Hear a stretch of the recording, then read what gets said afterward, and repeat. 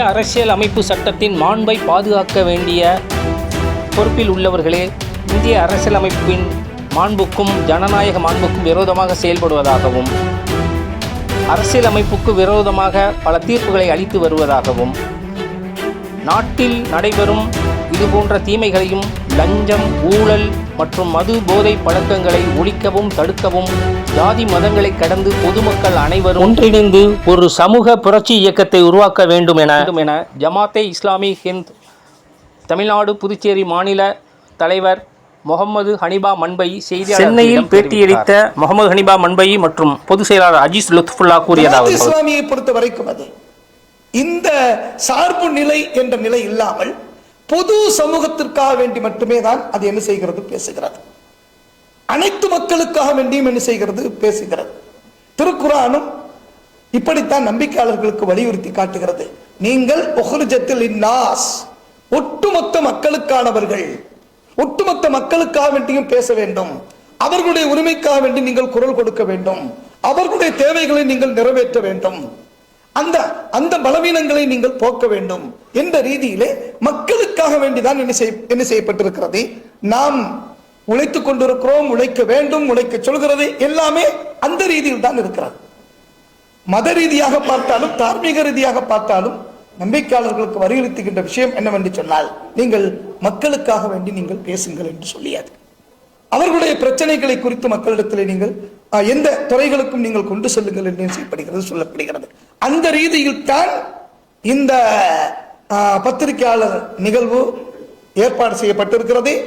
அந்த ரீதியிலே நமக்கு முன்னால் இப்பொழுது 4 விஷயங்கள் குறித்து சொன்னாங்க. அது பரவலா நீங்க இப்போ ஒரு குறிப்பிட்ட ஒரு 2 மாதத்திற்குள், அதுக்கு முன்னாடியே அப்படிதான் பாத்தீங்கன்னு சொல்லிட்டு சொன்னா, எது அதிகமாக பேசப்படுகிறது அப்படின்னு பார்த்தா ஊழல் அதிகமா என்ன செய்யப்படுது, பேசப்படுது.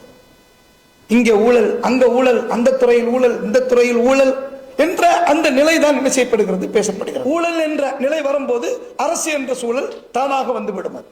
ஊழல் என்பதை ஒழிக்க வேண்டும். அது சமூகத்தை சுரண்டுகிறது, சமூகத்தின் பொருளாதாரத்தை சுரண்டுகிறது. ஊழல் என்பது குறிப்பிட்ட நபர்கள் மட்டுமே அதாவது வளத்துடன் வாழ்வதற்குண்டான ஒரு சூழல் உருவாக்கப்பட்டிருக்கிறது. உரிமைகள் பறிக்கப்படுகிறது ஊழலின் மூலமாக. ஆக இதை நாம் அரசோட, அரசாங்கத்தோட, போலீஸோட நிப்பாட்டிடக்கூடாது. இது சமூக புரட்சியாக மாற வேண்டும். சமூகத்திற்கும் இந்த ஊழல் எதிர்ப்பில் பங்கு உண்டு என்ற உணர்வுடன் இந்த சமூகம் எழப்போகும் பொழுது நிச்சயமாக அதில் மாற்றம் வருவதற்குண்டான வாய்ப்பு இருக்கிறது. ஒன்று. இரண்டாவது, யாருக்கும் பதில் சொல்ல வேண்டியது இல்லைங்க அப்படிங்கிற முடிவுக்கு மனுஷன் வந்துட்டான். யாருக்கும் பதில் சொல்ல வேண்டியது இல்லை, யாருக்கு பதில் சொல்லணும் என்ற ஒரு மனோநிலை உருவானால் தவறிலிருந்து மனிதனை காப்பாற்றுவதற்கு முடியவே முடியாது. ஆக இறைவன் ஒருவன் பார்த்து கொண்டிருக்கிறான் என்ற அந்த நிலை, அது இயற்கை என்று வைத்துக் கொள்ளலாம், இறைவன் என்று வைத்துக் கொள்ளலாம், எதுவென்றும் வைத்துக் கொள்ளுங்கள். ஆனால் ஒருவனுக்கு பதில் சொல்லி ஆக வேண்டும் நான் என்ற அந்த உணர்வு வரப்போகும் பொழுதுதான் தடை செய்யப்பட்ட விஷயங்கள் மீது நமக்கு அச்சம் வரும், பயம் வரும், எல்லாம் வரும். ஏன்னா அவனை மட்டும்தான் மறைக்க முடியாது, மற்ற ஆட்கள் எல்லாம் மறைச்சிடலாம். அங்கதான் நம்முடைய தந்திரங்கள் பலிக்காது, மற்ற இடங்கள் எல்லாம் பலிச்சிடும். இந்த நிலையிலிருந்து ஊழலை என்ன செய்ய வேண்டும், பார்க்க வேண்டும் என்று நாம் என்ன செய்கிறோம், கருதுகிறோம். அந்த சமூக புரட்சியின் மூலமாக ஊழலை தடுக்க முடியும். இறைவன் பார்த்து கொண்டிருக்கிறான் என்ற அந்த அக்கௌண்டபிலிட்டி இருக்குல்ல, அந்த அவனுக்கு நாம் பதில் சொல்ல வேண்டும் என்ற அந்த உணர்வு, இதன் மூலமாக ஒரு தனி நபரினுடைய இந்த ஒழுக்கக்கேடை, சீர்கேட்டை என்ன செய்ய முடியும், நாம் சீர்படுத்த முடியும். இந்த விவகாரம் என்பது எல்லோராலும் கொண்டு போய் சேர்க்கப்பட வேண்டிய விஷயமே. இது ஊழலின் அடிப்படையிலான அம்சம். அது அதுக்கப்புறம் அந்த மாதிரி வந்துட்டாமே என்ன ஆயிரும் சொல்லிட்டு சொன்னா, தண்டிக்க வேண்டும், கண்டிக்க வேண்டும், இவை எல்லாமே என்ன செஞ்சிடும், சேர்ந்து வந்துருங்க. இரண்டாவது மிக முக்கியமானது மது மற்றும் போதை. என்னன்னா விஷயம் என்னன்னு சொன்னா, எல்லாருமே தப்புன்னு சொல்லுவாங்க, இது தவறு, மோசம், அப்படி இப்படி என்ன செய்வார்கள், அது எல்லாத்தையுமே என்ன செய்வாங்க, சொல்லுவாங்க. ஆனால் அதை முழுவதுமாக முற்றாக ஒழிப்பதற்குண்டான ஒரு சூழலை உருவாக்கப்படுகிறதா, பேசப்படுகிறதா? எண்ணிக்கை தான் பேசப்படுது. 750, 550, இந்த இடத்துல மட்டும், அந்த இடத்துல மட்டும் அப்படின்னு தான் என்ன செய்யப்படுகிறது, பேசப்படுகிறது. ஆனால் அது குறித்த தீர்க்கமான ஒரு முடிவை யாருமே எடுக்க முடியாத அளவிற்குண்டான ஒரு நிலைக்கு என்ன செய்து விட்டது, மது போதை வந்து விட்டது. தீமைகள் வந்து பலவாறு, ஒழுக்கக்கேடுகள் என்பது பலவாறு பல வடிவத்தில் என்ன செய்து வருது. ஆனா போதை என்பது மிக தூக்கலாக என்ன செய்கிறது, இது இருந்து கொண்டிருக்கிறது. இதையும் இந்த சமூகம், பொது சமூகம் இதற்கு எதிராக குரல் கொடுத்து எல்லாத்தையும் சமூகம் தான் கட்டுப்படுத்தணும். அப்பதான் வந்து இதுக்குண்டான ஒரு தீர்வு கிடைக்கும். போலீஸ் கட்டுப்படுத்தும், அரசாங்கம் கட்டுப்படுத்துங்கிற மாதிரி மட்டும் நான் இருந்துட்டோம் சொல்லிட்டு சொன்னா அது ஒரு காலம், ஒரு நேரம், ஒரு சூழலோடு அது என்ன செஞ்சிடும், முடிஞ்சிடும். அது சமூகம் இதற்குண்டான ஒரு விழிப்புணர்வின் அடிப்படையில் செயல்பட போகும் பொழுது மட்டும்தான் இது வந்து என்ன செய்யும், அந்த தீமையிலிருந்து இந்த மக்களை காப்பாற்ற முடியும். அடுத்து அருமை பத்திரிகையாளர்களே, நீங்கள்லாம் சொல்லித்தான் நாம அதிகம் தெரிகிறோம் இந்த விவகாரங்களை. ஜனநாயக மாண்புகள் அப்படியே கொஞ்சம் கொஞ்சமாக வேற இருக்கப்படுகிறது, கரிஞ்சு போய்கிட்டே என்ன செய்து இருக்கு. நமக்கு கான்ஸ்டிடியூஷனை உருவாக்கியவர்கள் உயர்ந்த எண்ணத்தின் அடிப்படையிலே ஒரு கான்ஸ்டிடியூஷனை உருவாக்கி தந்திருக்கிறார். குழப்பமற்ற, அறம் சார்ந்த, எல்லா நிலையிலும் இந்த நாடு முன்னேற்றத்திற்குரிய பாதையில் செல்லக்கூடிய, ஒருங்கிணைப்புக்கும் இணைப்புக்கும் சாதகமான ஒரு நிலையில் கான்ஸ்டிடியூஷனை உருவாக்கி தந்திருக்கிறாங்க.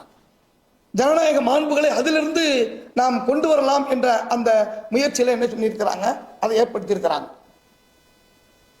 ஆனா இப்போ அதை வைத்துக்கொண்டே அந்த மாண்பை குலைக்கின்ற வேலைகள் நடந்து கொண்டு இருக்கிறது.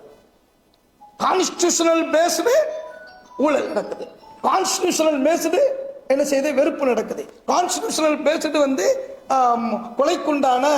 கொலைகளுக்கு உண்டான காரணத்தை என்ன செய்யப்படுகிறது, சொல்லப்படுகிறது. அப்ப என்ன நினைக்க வேண்டியது இருக்குன்னா, நாம எல்லாம் நினைப்போம்ல, இது இப்படி இல்லாம யோசிப்பாங்க, இவங்க இல்லாம இப்படி சொல்லுவாங்க, இவரா இப்படி என்று நம்ம ஆச்சரியப்பட துறையில கேட்போம்ல. அந்த மாதிரி இப்பொழுது ஜனநாயக மாண்புகளை குலைக்கக்கூடியவர்கள் இது மாதிரி ஆச்சரியப்படக்கூடிய அளவிற்குண்டான ஒரு நிலையை நினைச்சாங்க செய்யறாங்க. அப்படி மாண்புகள் குலைக்கப்பட போகும்போது ஒன்றும் தெரிய மாட்டேங்குது. ஆனா அது முடிஞ்சதுக்கு பின்னால் தான் தெரியுது எப்படி வந்து அந்த மாண்புகள் எல்லாம் குலைக்கப்படுகிறது என்பதை நாம் என்ன செய்ய முடியுது, அங்க வந்து பார்க்க முடிகிறது. இப்போ வந்திருக்கக்கூடிய பிசிஎம் விஷயங்களை வந்து இப்போ அதை சுப்ரீம் கோர்ட்ல போட்டு என்ன செய்யிருக்காங்க, இடைக்கால தடை விதித்திருக்கிறார்கள் என்ற நிலை என்ன செய்யலாம் வரலாமே. யோசிக்கக்கூடிய விஷயங்களை வந்து எப்படி வந்து அந்த அப்பர் கிளாஸுக்கு வந்து 10% இடஒதுக்கீடு எப்படி கொடுத்தாங்க, ஏற்கனவே இருக்குது. அது எப்படி அவங்களுக்கு வந்து இது வந்து கொடுக்கணும்னு சொல்லிட்டு அதுக்கு எதிராக இருக்கக்கூடியவர்கள் கூட அந்த நேரத்தில் வந்து ஆதரித்து வாக்களித்த ஒரு சூழல் எப்படி உருவாச்சது. அப்ப பலவீனமானவர்கள், பொருளாதாரத்தில் பின்தங்கி இருக்கக்கூடியவர்கள் நிலை வந்து எல்லா சமூகத்துக்கும் இருக்கத்தானே செய்து. மத அடிப்படையில் நீங்க கொடுக்கல, மத அடிப்படையில் கொடுக்கலாம், கான்ஸ்டிடியூஷன் அதுக்கு என்ன செய்யல, அனுமதி அளிக்கல என்பது தெளிவான விஷயம் அது. ஆனால் அதில் பலவீனமானவர்கள், பொருளாதார ரீதியில் பலவீனமானவர்கள் அப்படிங்கிற ரீதியில எப்படி அங்க கொடுத்தோமோ அந்த மாதிரி வந்து முஸ்லிம்களுக்கும் நாம அந்த மாதிரி ஒரு 3.5 இடஒதுக்கீட்டை என்ன செஞ்சிருக்கிறாங்க, வச்சிருக்கிறாங்க. ஏற்கனவே இருந்தது தான் அது, அதைத்தான் இப்ப கொடுத்துட்டு இருக்கிறாங்க. அப்ப அதே மாதிரி பின்தங்கியவர்களுக்கு மதத்தின் அடிப்படையில் வந்தவர்களை, மதம் மாறி வந்தவர்களுக்கு அது அப்படியே அதே மாதிரி இது பண்றதுல என்ன பிரச்சனை இருக்குது? அது எங்க அங்க வந்து மரபுகள் மீறப்பட்டது, எங்க உரிமைகள் அங்கு மீறப்பட்டது, எந்த விவகாரத்துக்காக வேண்டிய அப்படிப்பட்ட ஒரு சூழல் உருவானது? ஆக இதெல்லாம் வந்து வெளித்தளத்தில் பேச வேண்டிய அவசியம் இருக்கிறது, சமூகம் சார்ந்து பேச வேண்டிய அவசியம் இருக்கிறது, ஒருங்கிணைந்து பேச வேண்டிய அவசியம் இருக்கிறது. தனித்தனியாக நம்ம என்ன செய்யறோம், பேசுறோம், அது இல்லை. இந்த குரல்கள் எல்லாம் ஒன்றாக சேர்ந்து ஒழிக்க போகும் பொழுது அதுக்கு வால்யூம் என்ன இருக்கும், ஜாஸ்தி இருக்கும். நன்மையை விரும்பக்கூடியவர்கள், சமூகத்தில் உயர்வை விரும்பக்கூடியவர்கள், சமூக சீர்கேட்டை தடுக்கக்கூடியவர்களாக இருக்கின்றவர்கள் எல்லாம் ஒன்று சேர்ந்து நாம், இவர்கள் தான் அதிகமானவர்கள் துரதிருஷ்டவசமாக மௌனமாக என்ன செய்கின்றார்கள் இருக்கிறார்கள்.